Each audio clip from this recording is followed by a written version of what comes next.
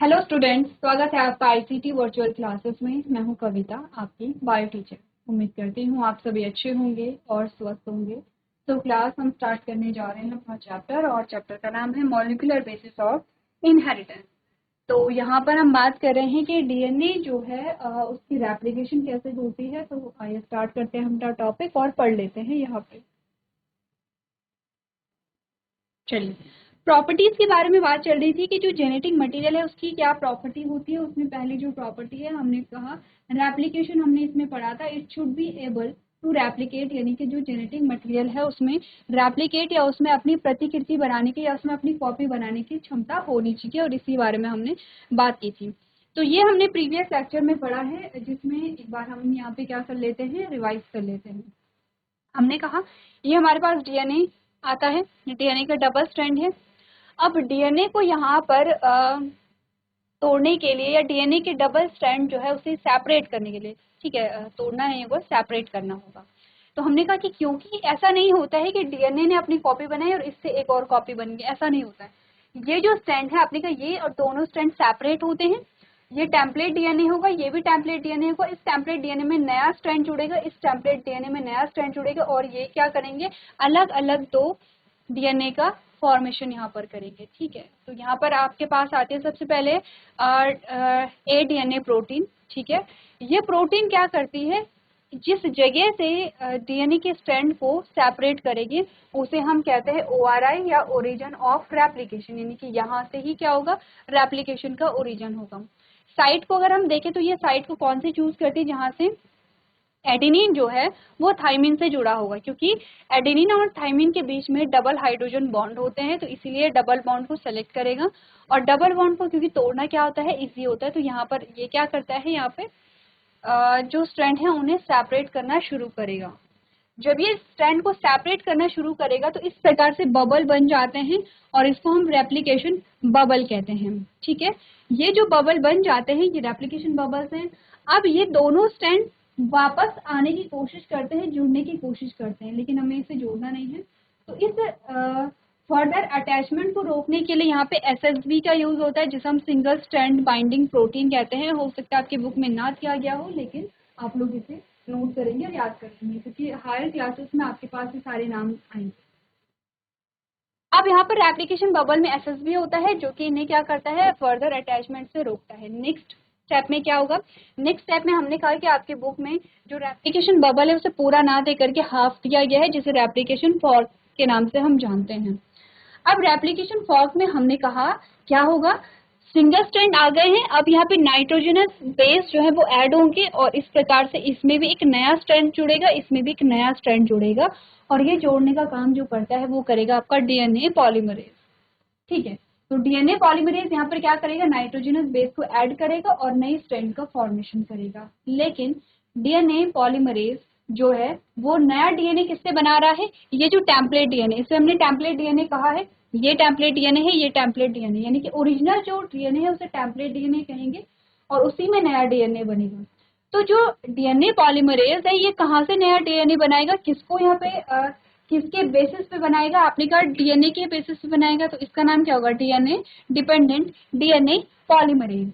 इसका मतलब होगा कि डीएनए पॉलीमरेज क्या कर रहा है, डीएनए को ही बना रहा है। अगर यहाँ पर आरएनए पॉलीमरेज आरएनए को बनाता तो क्या होता, आप कहते RNA polymerase, RNA dependent RNA polymerase हम यहाँ पर कहते। ठीक है, क्लियर है यहाँ पे। तो अब हमें करना क्या है, हमने कहा डीएनए पॉलीमरेज जो है वो कुछ उसकी कंडीशंस होती हैं, उन्हीं पे वो काम करता है। जैसे हमने कहा सबसे पहले तो ये क्या करेगा, सिंगल स्ट्रैंड पे ही काम करेगा, जो हमने कहा सिंगल स्ट्रैंड हमारे पास ऑलरेडी बने हुए हैं। ठीक है, जैसे टेम्पलेट डीएनए हम कह रहे हैं। सेकेंड हमने कहा है कि ये जब भी काम करेगा 5' से स्टार्ट करेगा 3' की ओर।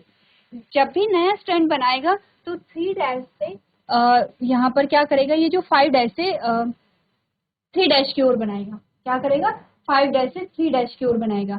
अब ध्यान से देखिए, यहाँ पे नया जब स्ट्रैंड बनेगा, ये जो आपका नया स्ट्रैंड बनेगा, तो ये 3' 5' है, तो ये क्या होगा, ये 5' 3' होगा।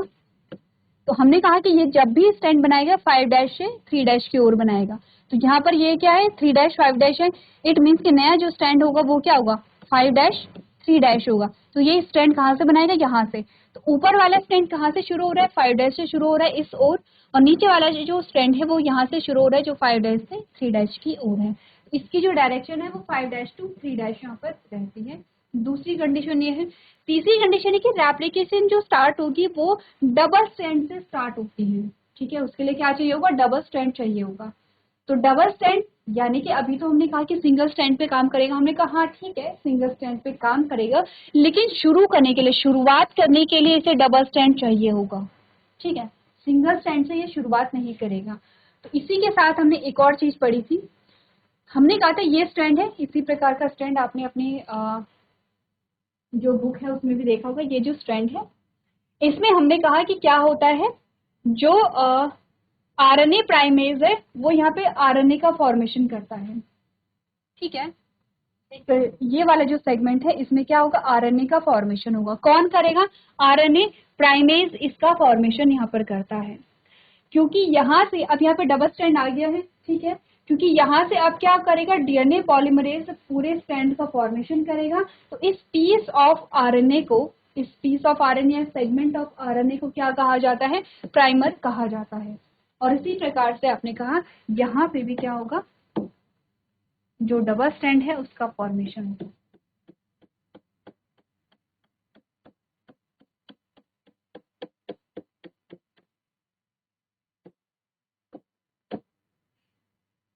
ठीक है, क्लियर है इतनी बात। इतनी बात अगर क्लियर है तो हम थोड़ा सा पढ़ लेंगे पहले।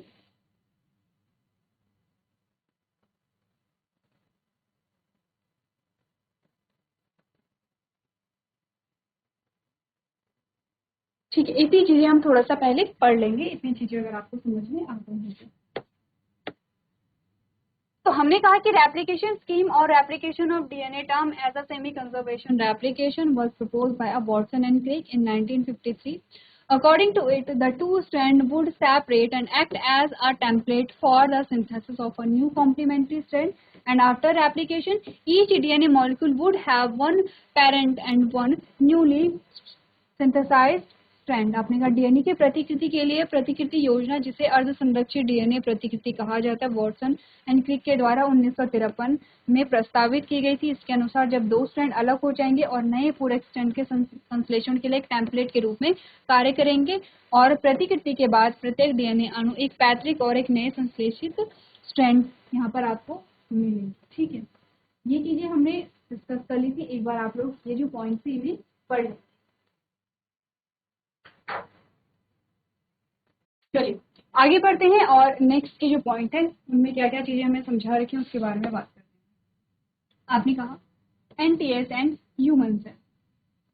Matthew Meselson and Franklin Stahl perform the following experiment to prove this in 1958। ठीक है, तो यहाँ पर कुछ एक्सपेरिमेंट किए गए। क्या क्या एक्सपेरिमेंट किए गए हैं, अच्छा ध्यान रखना है कि एक्सपेरिमेंट किसने दिया है, साइंटिस्ट का नाम याद रखना है, और ईयर भी आप लोग यहाँ पर क्या करेंगे, ध्यान रखेंगे।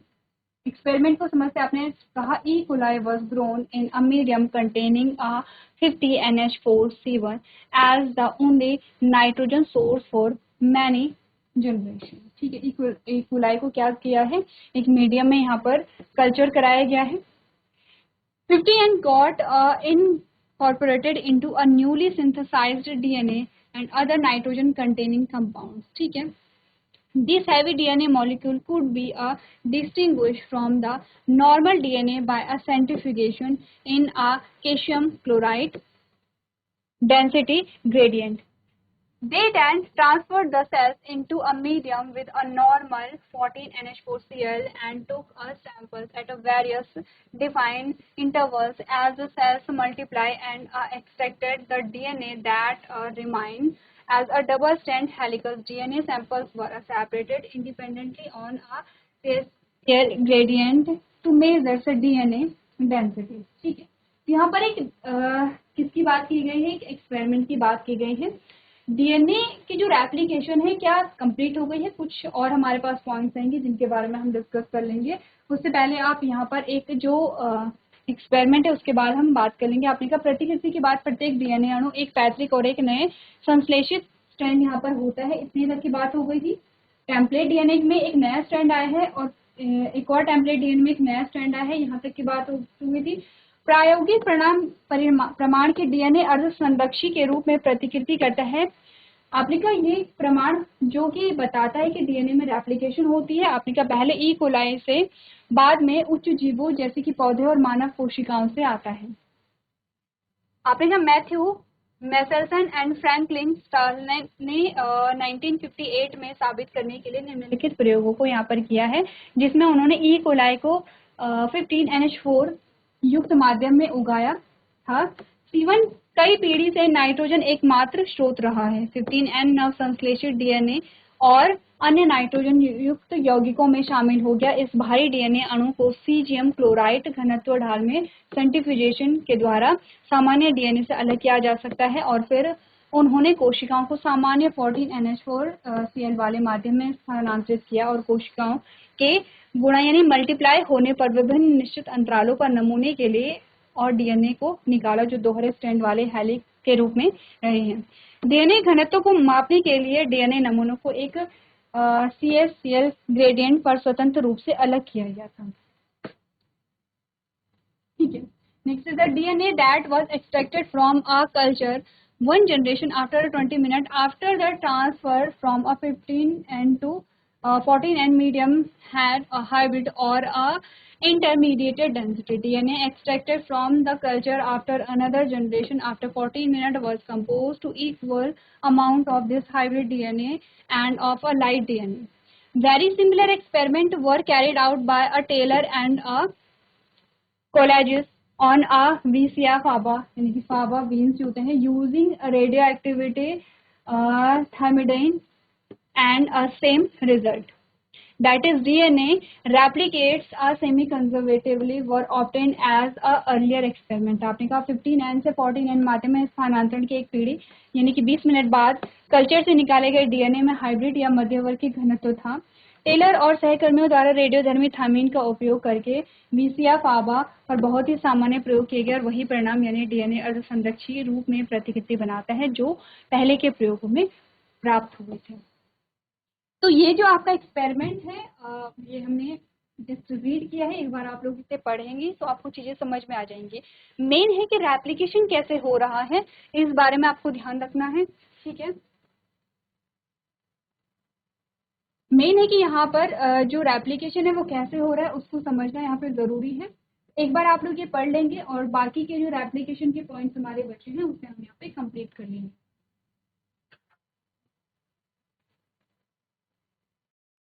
चलिए, तो ये आपने पढ़ लिया है तो हम फिर से जाते हैं डीएनए रेप्लिकेशन पे और समझते हैं कि डीएनए रेप्लिकेशन के फर्दर जो इवेंट्स होते हैं उनमें क्या क्या चीजें होती हैं।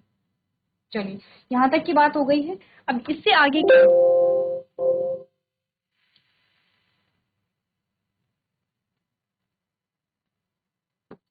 आगे क्या होगा देखिए, अभी तक हमने जो बात की है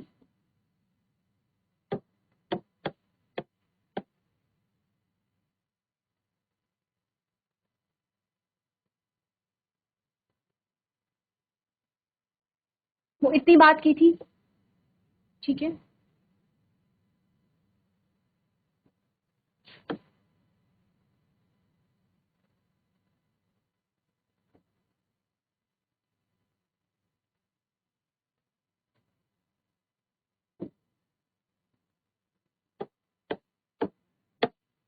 इतनी बात हमने की थी।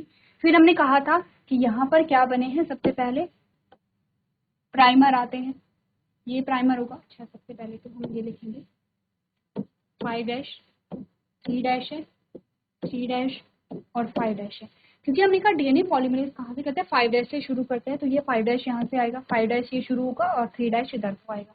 तो सबसे पहले तो यहाँ पे क्या आएगा, आपने कहा प्राइमर आएगा। तो क्योंकि ये 5' है, ये 3' है, तो ये वाली जो दूसरा स्टैंड बनेगा ये 3' होगा और इधर 5' होगा। तो क्योंकि डीएनए पॉलीमरेज 5' से शुरू करेगा तो यहाँ पर प्राइमर आ जाएगा। ठीक है, प्राइमर कौन है आपका, आपने कहा आरएनए यहाँ पे प्राइमर है।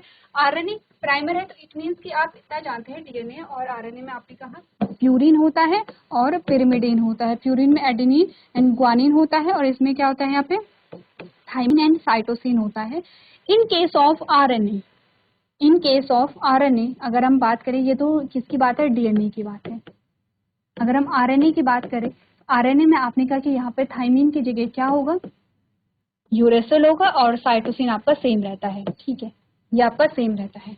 अगर मैंने कहा कि यहाँ पर क्या जुड़ रहे हैं, जो प्राइमर है वो है, तो प्राइमर का मतलब क्या होगा, यहाँ पे प्राइमर को थोड़ा सा,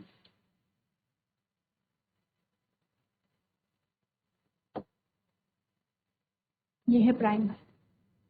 प्राइमर का मतलब है कि जैसे ये ए है, एडेनिन से क्या जुड़ा होगा, यहाँ पे यूरेसिल जुड़ा होगा। फिर आपने कहा ये जो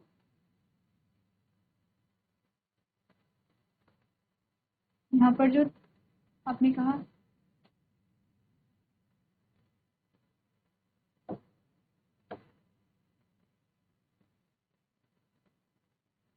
ठीक है, ये है।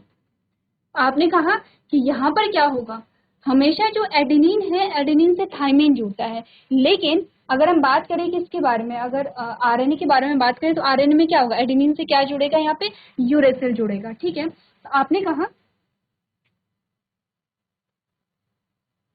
इतनी चीज समझते हैं, इतनी चीज समझते हैं। हमने कहा एडेनिन जो है उससे क्या जुड़ेगा, यहाँ पे यूरेसिल जुड़ेगा। सेम चीज यही है कि आपने कहा कि यहाँ पर एडेनिन है, इससे क्या जुड़ेगा, यहाँ पे यूरेसिल जुड़ेगा। इतनी बातें क्लियर हैं। ये तो सिंपल सी चीजें, हमने इसमें कुछ नई चीजें नहीं समझी है, सिर्फ यही बोला है अभी तक कि हमने कहा कि क्या होगा, डबल, क्योंकि डीएनए पॉलीमरेज क्या होगा, डबल स्ट्रैंड से काम करेगा, ठीक है। डबल स्ट्रैंड बनाने के लिए यहाँ पर क्या चाहिए होता है, डबल स्ट्रैंड बनाने के लिए यहाँ पर आरएनए का फॉर्मेशन होता है। आरएनए एज अ प्राइमर यहाँ पर क्या करेगा, काम करेगा, ठीक है।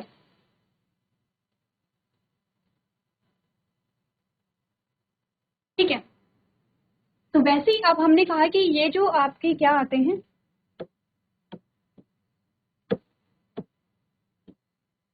ये जो आपका प्राइमर आता है, जैसे एडेनिन है तो उससे क्या होगा, यूरेसिल जुड़ा होगा।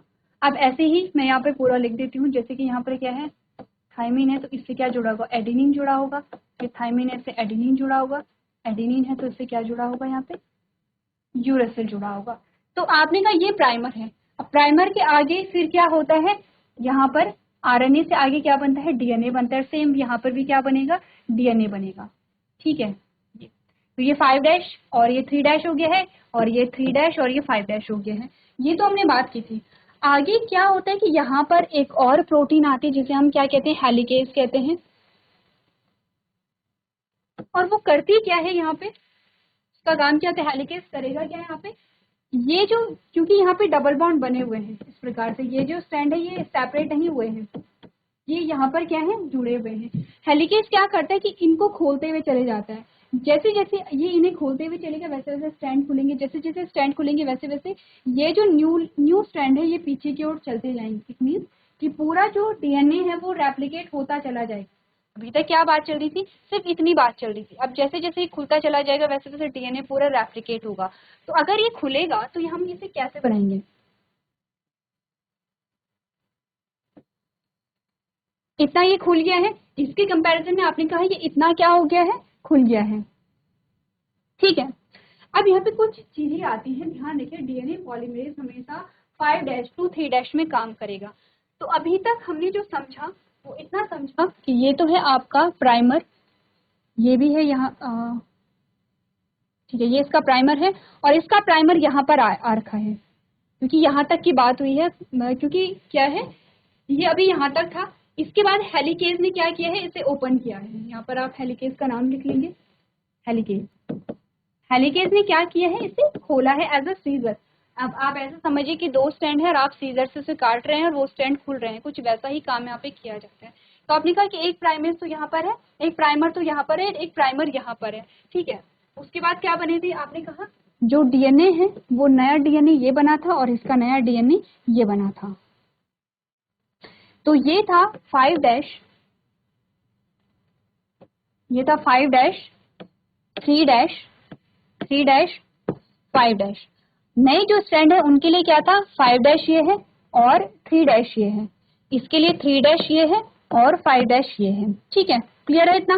अब हमने कहा जब ये खुल गया है तो पीछे और यहाँ पे क्या बनेंगे, नए स्ट्रैंड बनेंगे, क्योंकि ये सिंगल स्ट्रैंड हो गए हैं। तो अब यहाँ से क्या होगा, फिर से यहाँ से नए स्ट्रैंड जब शुरू होंगे, हम नीचे का एग्जांपल लेते हैं जी भी, अब यहाँ से फिर से नए स्ट्रैंड यहाँ पे शुरू होंगे या फिर से यहाँ से नया स्ट्रैंड बनेगा, तो आपने कहा कि क्या होगा, डायरेक्शन क्या रहेगी।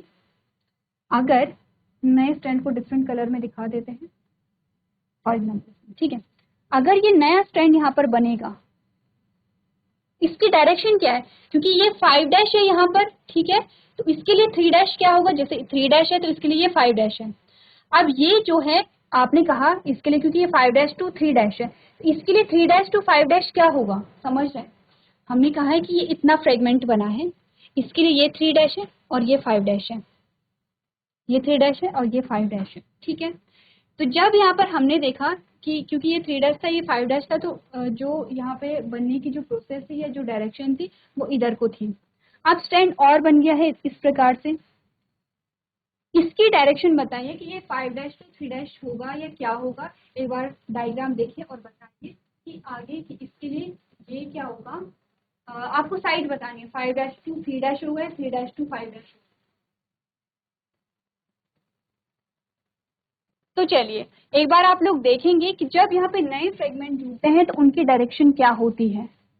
ये हमने कहा ये क्या है, अलग अलग, जैसे कि एक प्राइमर प्लस डीएनए स्ट्रैंड, ऐसे ही यहाँ पे प्राइमर प्लस डीएनए स्ट्रैंड बनेगा, लेकिन उसकी जो डायरेक्शन है वो आपको यहाँ पर देखनी है, एक बार आप लोग घर से पढ़ करके लेके आएंगे। तो आज के सेशन में हम इतना ही करेंगे, अभी तक क्लास में बने रहने के लिए आपका